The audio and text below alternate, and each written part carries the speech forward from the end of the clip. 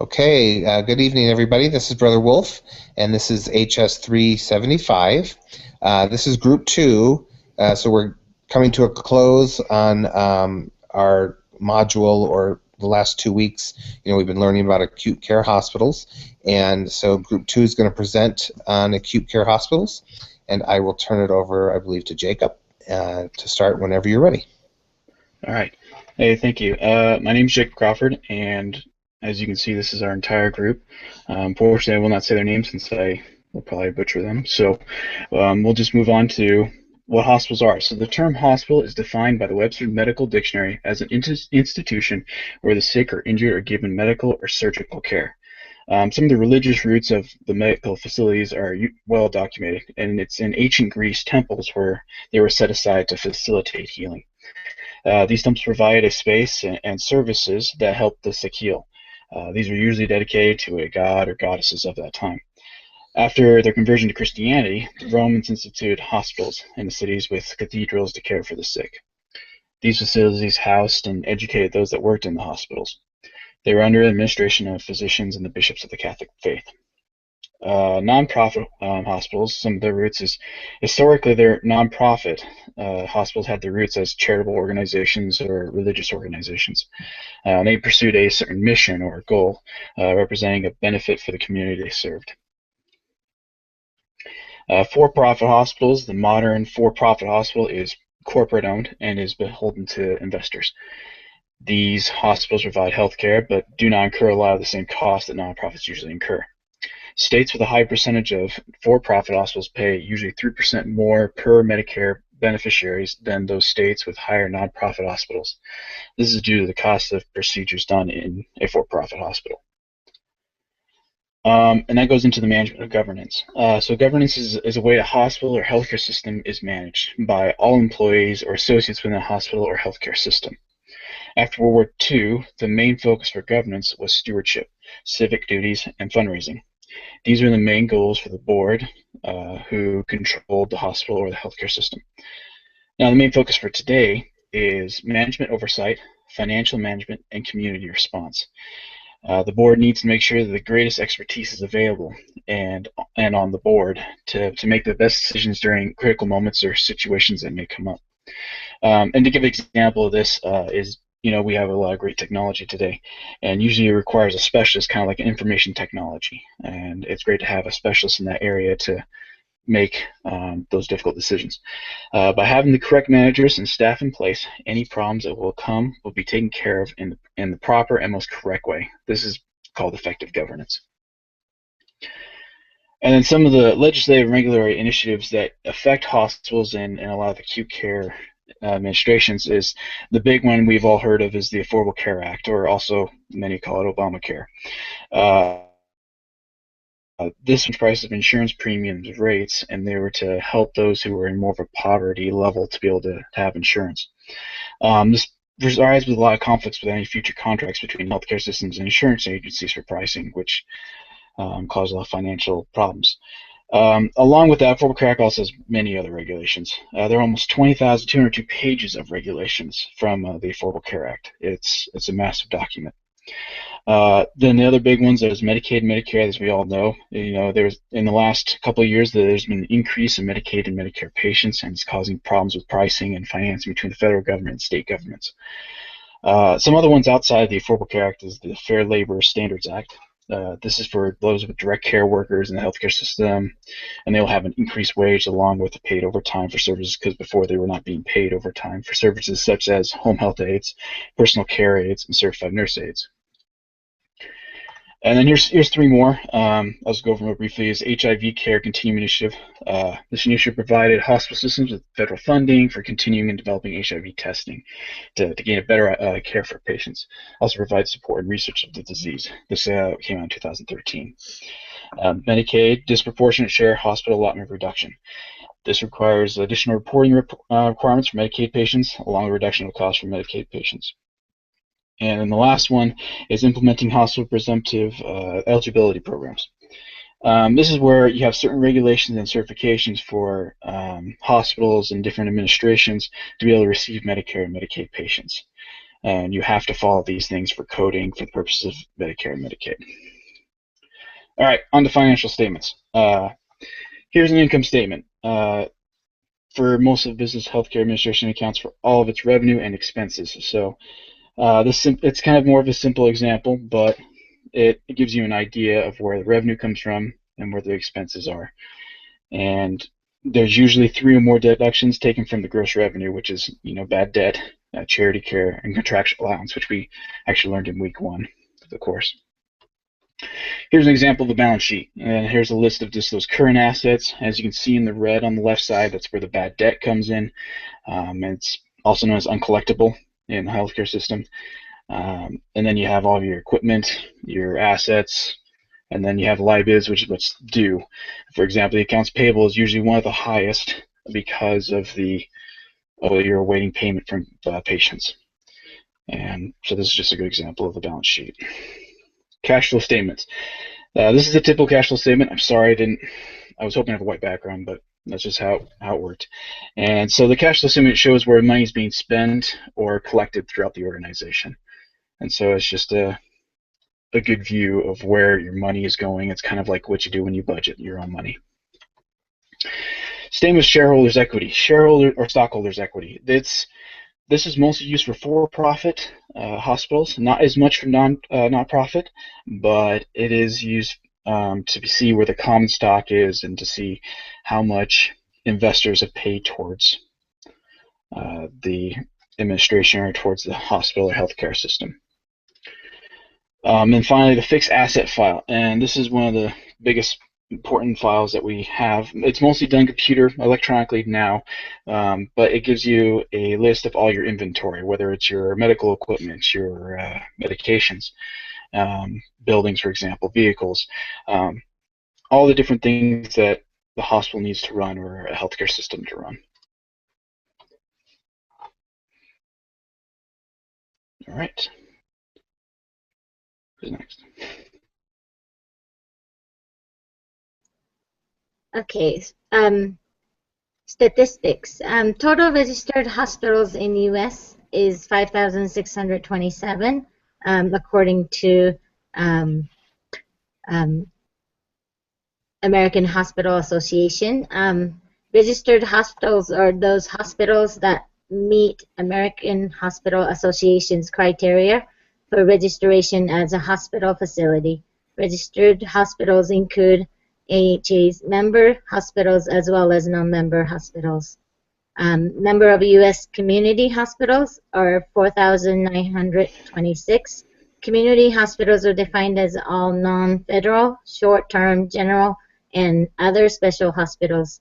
Other special hospitals include obstetrics and gynecology, eye, ear, nose, and throat, rehabilitation, orthopedic, and other individually described specialties services. Community hospitals include academic medical centers or other teaching hospitals if they are non-federal short-term hospitals. Excluded are hospitals not accessible by the general public, such as prison hospitals or college infirmaries. Number of community hospitals in the system is 3,183. System is defined by AHA as either a multi-hospitals or diversified single hospital system. Multi-hospital system is 2 or more hospitals owned, leased, sponsored, or contract managed by central organization. Single freestanding hospitals may be categorized as a system by bringing into membership 3 or more and at least 25% of their own or leased non-hospital, pre-acute, or post-acute healthcare organizations. System affiliation does not preclude network participation. How many community hospitals are in network? It's 1,619, and network is a group of hospitals, physicians, other providers, insured, and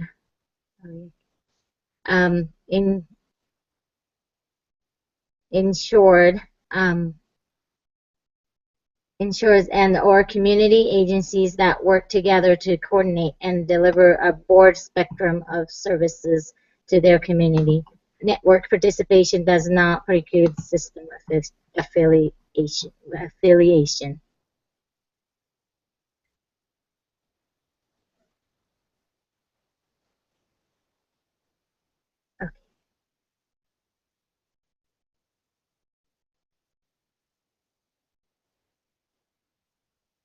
Levels of acute care. There is 4 levels. First one is primary. Our first stop for symptoms that are new to us or concerns us. An example of those are primary physician, hospital emergency room, OBGYN, and a pediatrician.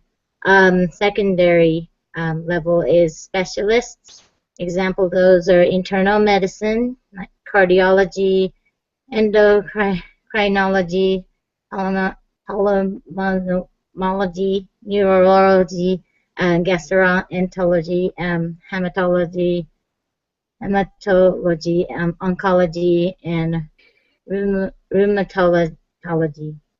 Also surgeries such as vascular, cardiac, neuro, and maxillofacial, and GYN and ENT, general, orthopedic, plastic, ophthalmology. And third level is tertiary. Requires highly specialized equipment and expertise. Example, those are shock and trauma, and medical and surgical, and PICU, and neonatal and ICU. Special care units like ICUs. And then the fourth level is quaternary, extension of tertiary care, even more specialized and highly unusual. An example of those are experimental medicine and procedures and highly uncommon specialized surgeries.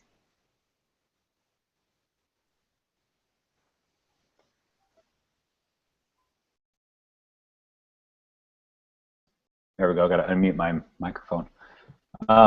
So we're going to kind of talk about a little bit about reimbursement, which is, you know, a whole thing in and of itself in healthcare, it seems like these days. But I put some things up here on the PowerPoint, some different ways that hospitals or healthcare facilities are reimbursed.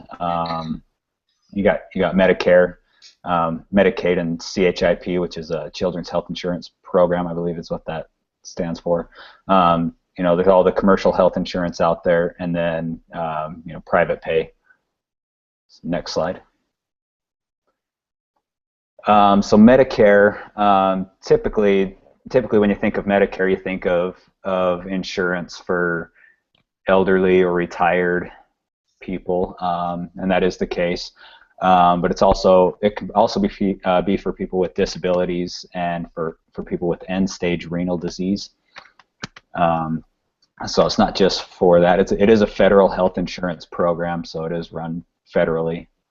Next slide. So there's actually 4 parts to Medicare, and some of them are kind of confusing. But Part A is a hospital insurance, and this covers inpatient hospital stays, care in a skilled nursing facility, hospice, and some home health care. Part B is actually medical insurance, and this covers, you know, doctor services, outpatient care, medical supplies, preventive services, stuff like that. Part C, this is where it gets kind of a little bit confusing, Medicare Advantage plans. So it's actually a Medicare health plan, that's offered by a private company. And then Part D is actually your prescription drug coverage. Next slide. So Medicaid or CHIP, it actually covers about 60 million Americans. I found that actually on the Medicaid.gov website. It includes children, pregnant women, seniors, individuals with disabilities. A lot of times eligibility is based on income, and it is calculated based on the federal poverty level. Sometimes other non-financial criteria can be used to determine eligibility for Medicaid. Typically, it is a financially based criteria, though. Next. So commercial, which a lot of us are probably very familiar with. This is health insurance that it's not paid for by the government, unlike Medicare, Medicaid, veterans benefits, stuff like that. These plans obviously vary significantly in price and what benefits are available to the client. Typically people will get this type of insurance through their work. Most companies will offer, I don't know if I should say most, but a lot of companies will offer health insurance to their employees, and usually the company will cover some or all of the monthly premiums. Next slide.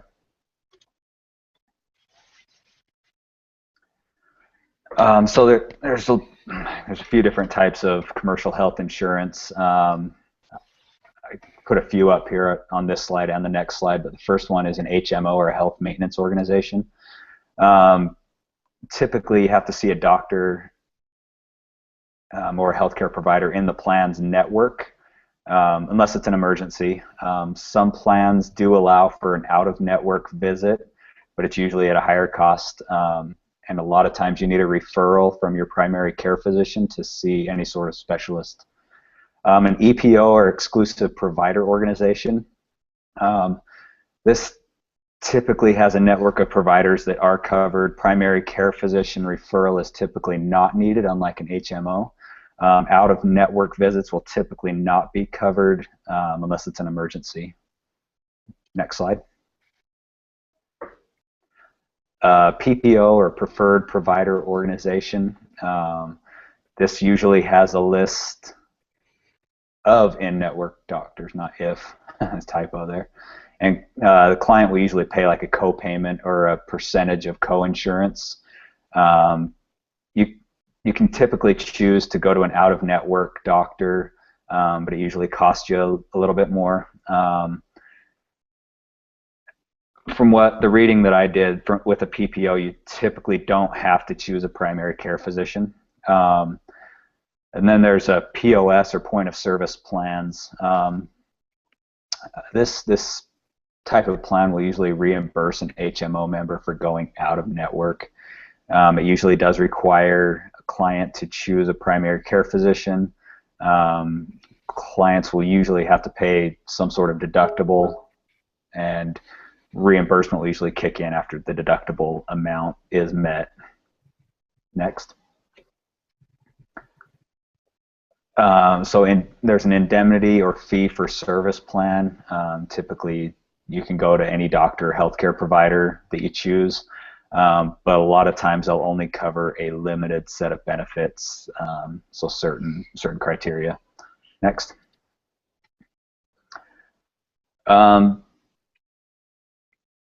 This one isn't me. Yes, it is. It is me. So, sorry. I was going to talk a little bit about doctors. You have private practice versus hospital-based physicians, where they're employed by the hospital. So in some of the reading that I found, there's a 34% increase in hospital-employed physicians from the year 2000 to 2010. I don't know what the numbers are between 2010 to now. There's some of the reasons why doctors might choose to be employed by a hospital versus having their own practice is there's incentives out there for hospitals and physicians, stuff like accountable care organizations where they can work together. And some of the turnoffs to private practice is, there's a lot of long hours, you get at-risk revenue streams. Just seems like a little more stress on the doctor to to run their own practice versus being employed by a hospital. All right, that's back to me. And we're going to talk some about the demographics of hospitals, whether it's public or private, community, non-community. So for public, you can't turn anyone away. You can't remove anyone from care. Can't ignore patients. It's usually more affordable. It's not for profit, and usually there's a lot more employees, and usually it's larger in size because they deal with a larger number of patients. For private, it's usually smaller, which usually results in less wait time. A lot of public hospitals, there's usually a wait time in the ER. In more private, it's less. And usually private can stay up with technology a little bit better, and then they have the right to refuse treatment or care due to the patient's ability to pay. So community or non-community. Community usually located in small towns. Only acute provider. Bed count can range from a few dozen to 100. Non-community does not pertain usually to the community, kind of the opposite, usually in bigger cities, stuff like that. For-profit, usually the biggest thing that between for-profit and not-for-profit is that it pays property and income taxes. And along with for-profit, they raise capital, which I mentioned in the stockholders' equity financial statement. And usually they cost more to go to those for-profit. Not-for-profit does not pay income tax. They usually require to have a written policy or usually a goal or a statement. And then they strive to usually improve their community. And the CEO, actually, I've talked to several who have actually, one of their main jobs is to improve their community. All right, bed sizes. And here's a good graph that was found that we could show how many beds per facility on average per state. As you can tell, Idaho is below 80 beds per facility. But the farther east you go, you obviously have more beds, you have a higher population, and the larger hospitals. So rural or urban. So here's a good graph or a chart about rural and urban. As you can tell, the total number of patients in rural is 4.1 million compared to the 31 million in urban areas. But as you can tell, a lot of the average number of diagnoses and the average length of stay is about the same. It is not too big of a change. Usually in rural areas, there's usually a little more older folk and retired individuals. And then critical access hospitals. You can't have more than 25 inpatient beds for a critical access hospital. The average length of stay is about 96 hours. They usually provide care for common conditions. They don't do any incredibly serious conditions. They will have them life-flighted out or to different hospitals where they can take care of those. Some of those would be maybe implants or larger surgeries. They have outpatient care. It's not usually ideal for all hospitals, and most of the time they're located in rural areas. You won't see a lot of critical access hospitals in large urban areas. And then disproportionated share hospitals, they receive payments from Medicare and Medicaid, and usually cover the cost for the uninsured patients. Okay, this is mine. The American Hospital Association is the AHA. It's a national organization that represents and serves all types of hospitals, healthcare networks, and their patients and communities. 5,000 hospitals, healthcare systems, networks, and other providers come together to form the AHA, and it has 43,000 individual members. The AHA ensures that members' perspectives and needs are heard and addressed in national health policy development, legislative and regulatory debates, and judicial matters. Next slide. The mission and vision of the AHA. The mission of the AHA is to advance the health of individuals and communities. The AHA represents and serves hospitals, health systems, and other related organizations that are accountable to the community and committed to health improvement. The AHA vision is of a society of healthy communities where all individuals reach their highest potential for health. It's a professional organization that seeks to promote quality healthcare provision by hospitals and healthcare networks through public policy and providing information about healthcare and health administration to healthcare providers and the public. The next slide. Okay, the next is the FAH, which is the Federation of American Hospitals. The FAH is the national representative of more than 1,000 investor-owned or managed community hospitals and health systems throughout the United States. It is viewed as the spokesperson of for-profit hospital chains, and they are an advocate for healthcare policy. All right. So, actually, I think this is me. Typically, organization chart. So this is like the board of directors, just the line of command. It's chief executive officer, all the way down to the directors of the different areas in the hospital. And this is usually the typical setup for a hospital. And then for career development, here's a lot of good websites and a lot of good programs that are out there for those who wish to continue their education or their career in healthcare. One example, I actually spoke with the chief operating officer here in Nampa, Idaho, and he said the American College of Healthcare Executives is by far one of the best sources of networking that he's had. And so these are great programs to be able to get yourself additional information of where to go in your career and what direction you can take. And here's a lot of our works cited information. As you can tell, we pulled from several .gov websites and tried our best to stay in those areas. And that's really it. Is there any questions for Brother Wolf? Excellent job. You guys did a very thorough job, and I really appreciate this.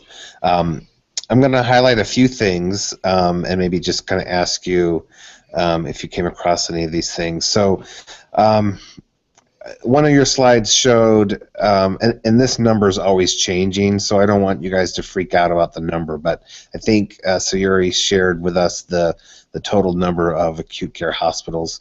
It's not important that you memorize the exact number, but she shared a number of about 5,624, I think, something like that. You should, though, have in your mind that there's about 5,600 to 5,700, kind of around that range. You should know that there's that many acute care hospitals, just so that you have a ballpark figure. You know it's not 1,000, you know it's not 20,000, but just keep that in mind that there's about 5,700 plus acute care hospitals. I don't know if we've focused much on this, so I just wanted to touch on it. But just the concept of acute care. And acute care, later in the semester we're going to talk a little bit about long-term care. So what's the difference between acute care and long-term care? When in healthcare, when they use the term acute care, they're talking about medical care for somebody who is currently ill or currently injured.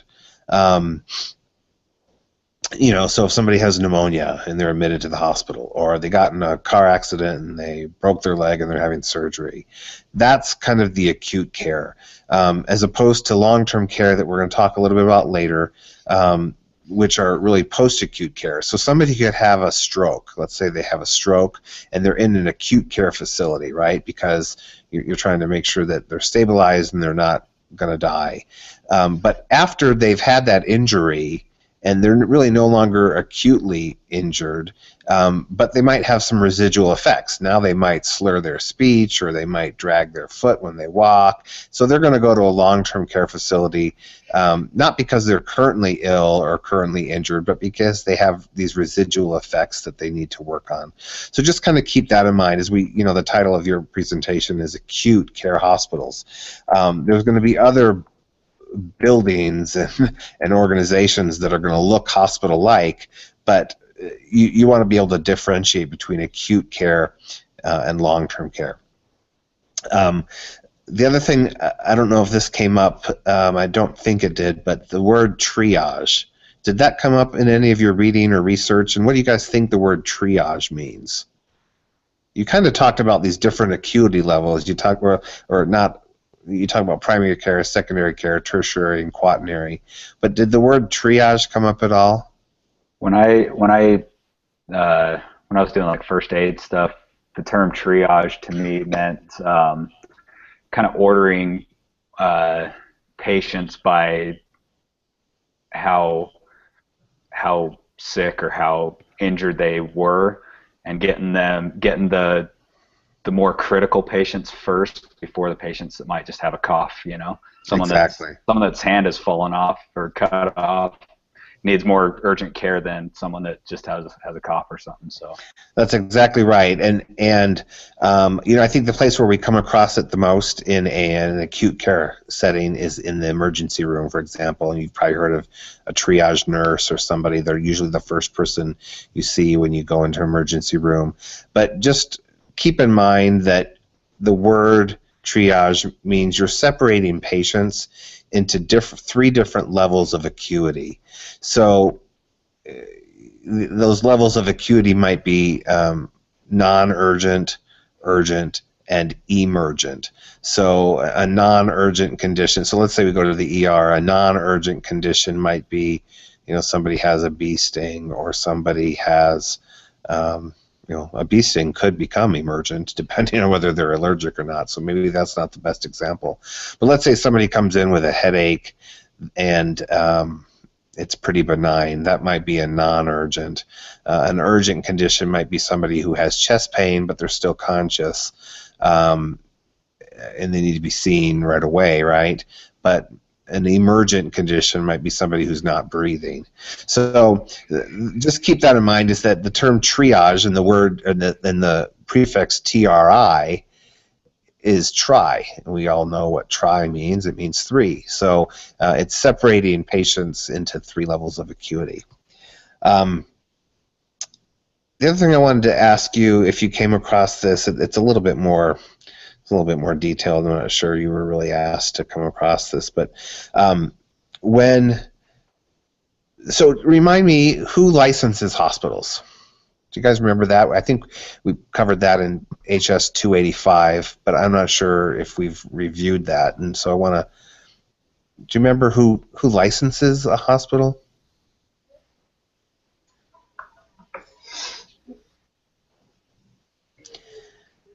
So, and the reason I want to bring this up is that it's sometimes people get confused between accreditation and licensure.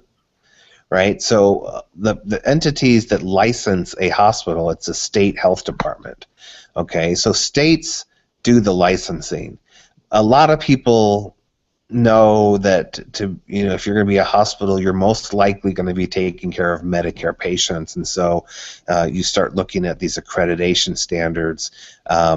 Just keep in mind that there are standards of participation of conditions, or they're called COPs, conditions of participation, to be a Medicare provider, and those are called CMS, conditions of participation. And even though those standards are what CMS uses to certify you to be a Medicare hospital, state licensing departments or state health departments happen to use those same standards usually to determine a hospital's readiness for receiving a license. So even though the state's the one actually giving the license, they may use some of these, rather than create their own new system of rules and standards, that they may use some of these predetermined standards, and so they often use the CMS conditions of participation, even though it's the state health department that's licensing them. I don't know if you can go to the slide where you had the primary care, tertiary, secondary, tertiary. I think that was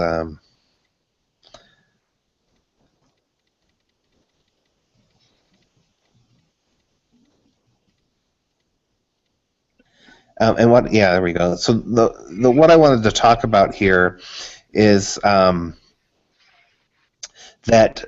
in primary care, where do you guys think the majority, you've listed some really good examples, takes place?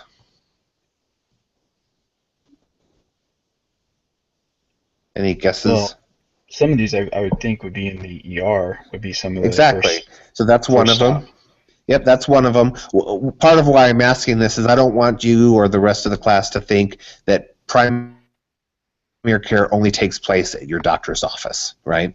So that's a probably if you were to plan it, you're going to plan where it should take place. That's probably the least expensive place for it to take place, and that's maybe where we want it to take place. But primary care is this first stop for symptoms, and so you're going to definitely have that in multiple places. That's the point I'm trying to make. But the primary care physician's office, but you mentioned just now the hospital emergency room. So some patients, though we don't want them to go there, that's where some patients seek out primary care services. And then there's another kind of maybe a hybrid or a mix between your traditional physician's office and the emergency room. There's in between those two, there's another kind of setting. Have you guys used any of these kind of clinics? Mm-hmm. Yeah, there's the clinics. I've used those several times for maybe checkups or anything like that. An urgent care. Exactly, and they're called urgent. Called urgent care clinics. So those are typically kind of like primary care doctors' offices, but you don't need appointments, right? Usually, you just kind of go in and wait your turn. So it's kind of, maybe there's an acute injury. Maybe somebody sprained their ankle, and you're checking. You want to know if it's broken or sprained, so you go there instead of the ER. But those three, just kind of keep that in mind. That those are the three main areas. Obviously, there can be others, but the three main areas for primary care are the physician's offices, the emergency room, and then these urgent care clinics. You guys did a great job in covering the different payment or the different parts, of Medicare, Part A, B, C, and D. I just would refer everyone to that slide that you did. I won't repeat it because you guys did a great job, but you should know that information. And Medicare and Medicaid are both federal programs, right? The states may run the Medicaid side of things, but it's still a federal program. And both Medicare and Medicaid are overseen by one entity. Do you remember the name of that office? It's a federal office.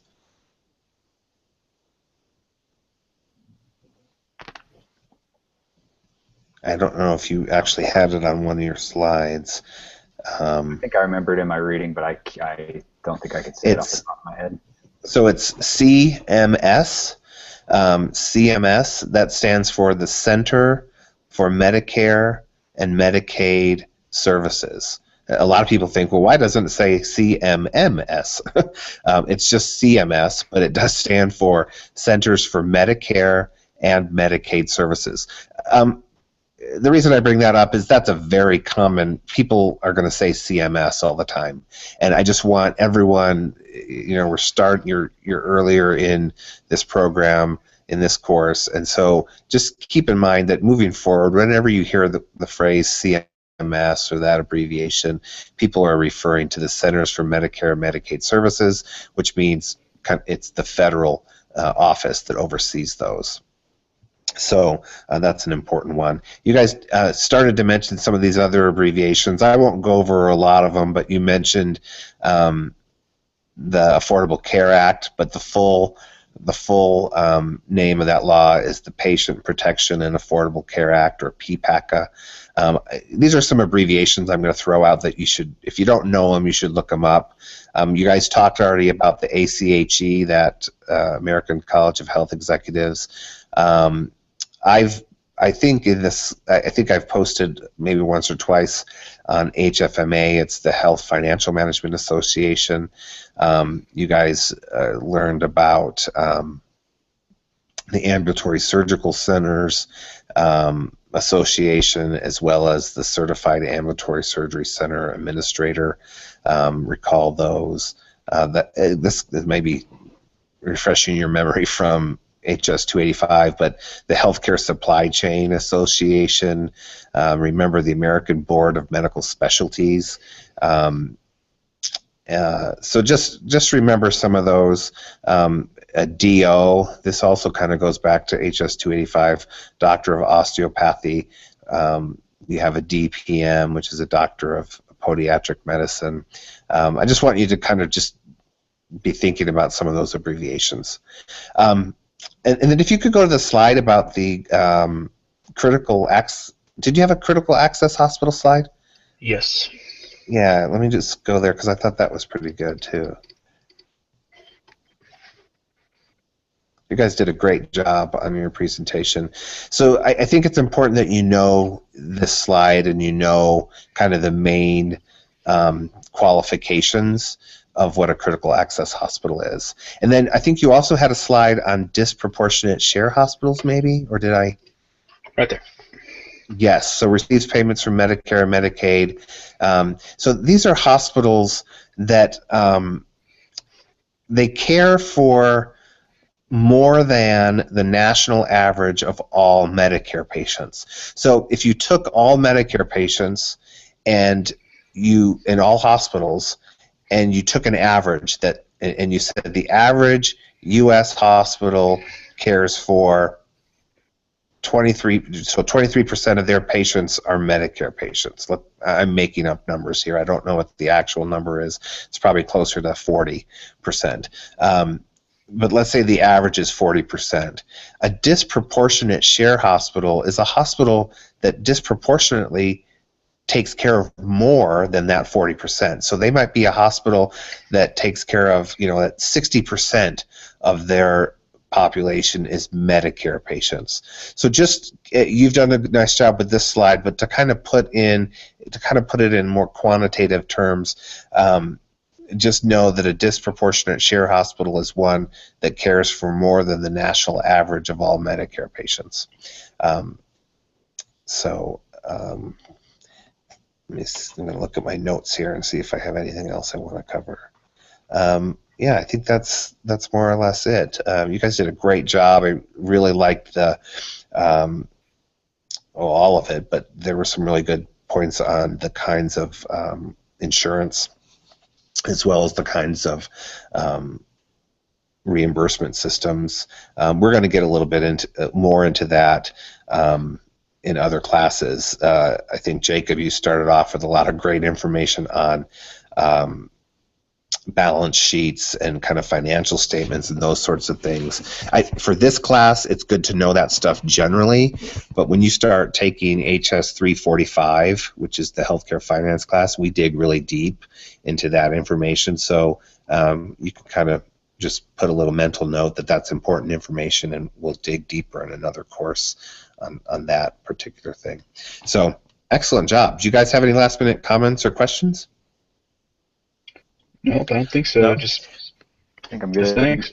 Okay. Well, if you would be so kind as if one of you tonight in the next, hour or so could post your slides on the student chat discussion board for this week, and then just kind of monitor that site a little bit as students are reviewing your slides and presentation. I'll also post the recording of the actual audio and all that once the recording finalizes and processes. So, but if you would post the slides, then I'll go in later and post the recording. And then if your group, you as well as the others, would just kind of monitor that site and see if people are having questions after they review.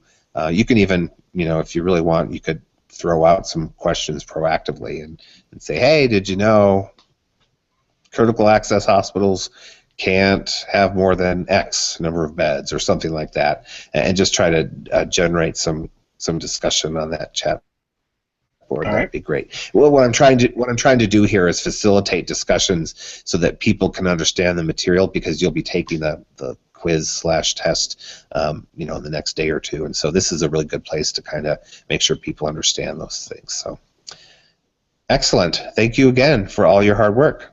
You did a great job. Have a good night. All right. Thank you. Thank you. Good night. Night.